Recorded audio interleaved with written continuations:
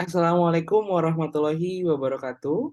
Selamat pagi, siang, sore, malam, Ibu dosen pengantar ilmu komunikasi. Perkenalkan nama saya Alif Noval Ramadan dengan NIM 150222322 dari kelas KM 4603.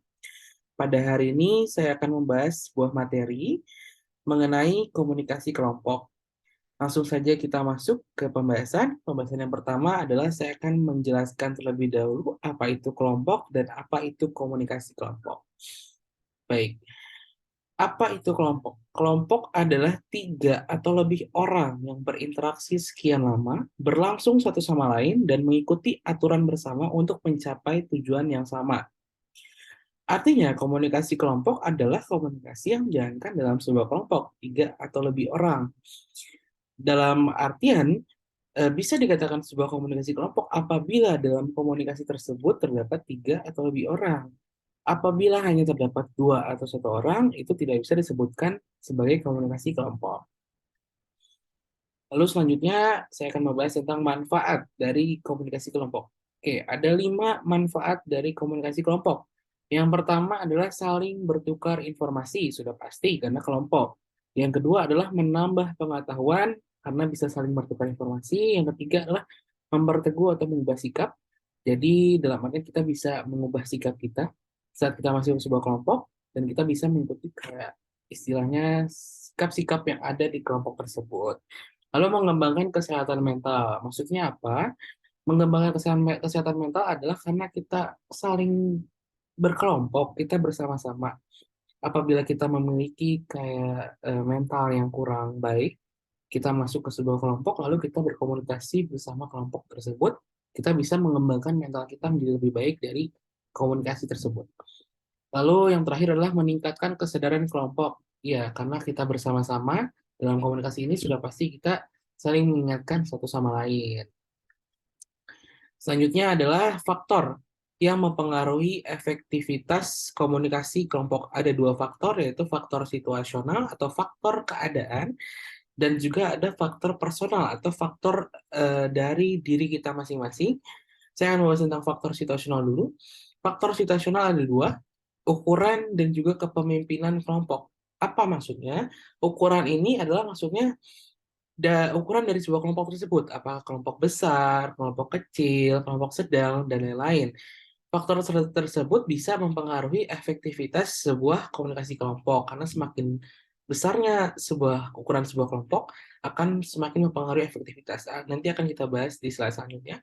Lalu yang kedua ada faktor kepemimpinan kelompok. Kenapa? Karena suatu pemimpin yang tidak dapat memimpin kelompok tersebut akan mempengaruhi efektivitas dari kelompok tersebut. Lalu ada faktor personal. Faktor yang pertama adalah kebutuhan. Jadi kebutuhan kita apa? Berkomunikasi kelompok atau masuk ke kelompok tersebut, kebutuhan kita apa? Apabila kebutuhan kita sesuai, itu akan menjadi faktor yang mendukung efektivitas. Apabila tidak sesuai, itu akan menjadi faktor yang mempengaruhi efektivitas dari sebuah komunikasi kelompok seperti itu. Lalu ada peran anggota. Peranan kita di kelompok tersebut apa, seperti apa, dan sebagai apa. Nanti kita akan bahas juga untuk peranan anggota. Oke, slide selanjutnya. Nah, ukuran kelompok. Seperti yang tadi saya bahas ya, menjadi faktor situasional. Bisa dikatakan suatu kelompok apabila kelompok kecil memiliki anggota minimal 3 orang atau lebih, tapi tidak lebih dari 12 atau 15 anggota. 3-15 anggota ini dikatakan sebagai kelompok kecil. Apabila lebih, berarti sebuah kelompok besar. Nah, semakin besar sebuah kelompok, semakin renggang pula suatu hubungan. Makanya kenapa menjadi faktor yang mempengaruhi efektivitas sebuah kelompok. Karena semakin besarnya ukuran kelompok, itu kan jadi tidak efektif untuk berkomunikasi dengan satu dengan sama yang lain. Seperti itu. Lalu selanjutnya adalah menurut Bennett dan juga Zed, anggota memiliki peran. Ada 3 peranan yang dimiliki oleh masing-masing anggota di kelompok tersebut. Ada peranan tugas, peranan pemeliharaan, dan juga ada peranan mengganggu. Apa sih yang dimaksud dari 3 peranan ini?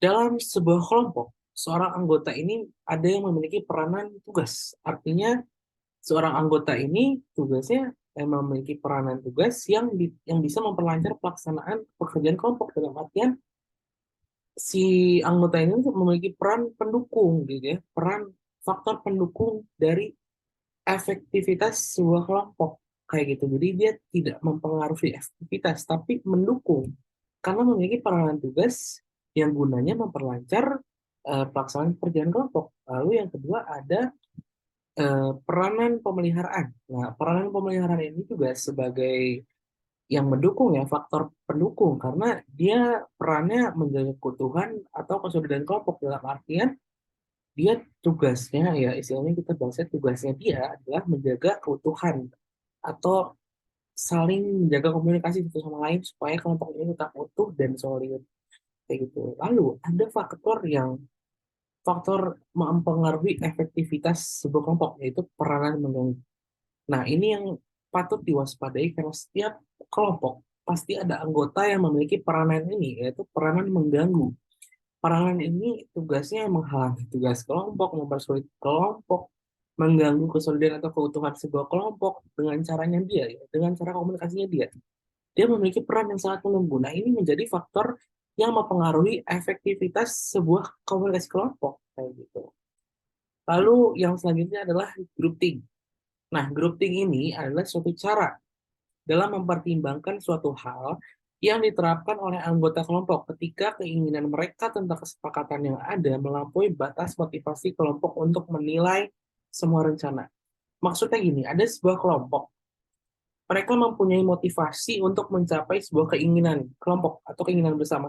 Namun, eh, caranya itu sudah melampaui motivasi, gitu, sudah melampaui batas atau sudah di luar konteks, gitu. Cara mencapai keinginan itu sudah melampaui segala batas motivasi mereka. Misalnya kelompoknya motivasinya sampai C, tapi mereka berpikir bahwa jika sampai D itu akan lebih bisa mendapatkan keinginan mereka. Nah, ini yang dinamakan grouping atau melampaui batas motivasi kelompok untuk menilai semua rencana. Artinya sudah di luar nalar, sudah di luar batas lah gitu ya.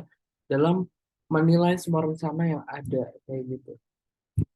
Sebagai contoh, kasus grouping yang terjadi adalah kasusnya Jering dan juga Dr. Tirta dalam pembahasan mengenai COVID-19 yang lalu ya. Mungkin teman-teman tahu semua kasus yang pernah viral tentang Jering sama Dr. Tirta yang membahas atau mendebatkan konteksnya tentang COVID yang Jering memiliki keinginan ini, kelompoknya Jering, kelompoknya Dr. Tirta memiliki keinginan ini, tapi eh, mereka sudah melampaui batas-batasan gitu ya. Makanya kenapa bisa dikatakan kasus dari grup T kayak gitu.